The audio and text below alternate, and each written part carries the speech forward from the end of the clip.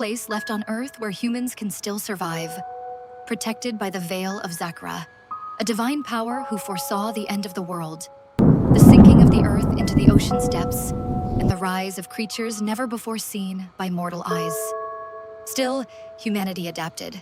They learned to live as if everything were normal. But even now, in a world with so few souls remaining, crime began to rise.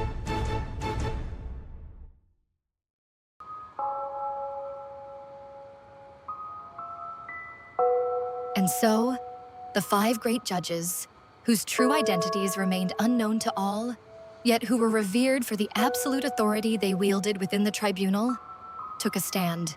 They would bring the criminals before the crowd, prove their guilt, and condemn them to death. The crowd was overjoyed that justice was finally being served. Everything seemed to be moving in the right direction. The guilty were getting what they deserved. But something wasn't right. Despite the punishments, the crime rate never seemed to fall.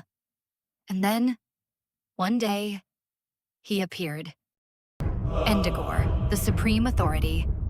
Unlike the divine power Zakera, who could foresee the future, Endegor can look into the past and read the thoughts of men, making his judgment absolute. Displeased with the results produced by the 5 great judges, he has decided to intervene, raising the stakes with a dangerous game, the flooding of the city.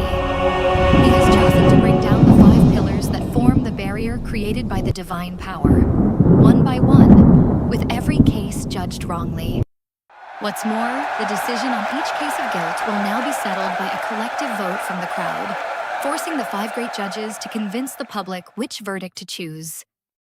What no one had foreseen was the appearance of a mysterious figure, Shiedo Ashfall, a young man whose past had been erased, and who possesses a power that makes him capable of standing against the supreme authority.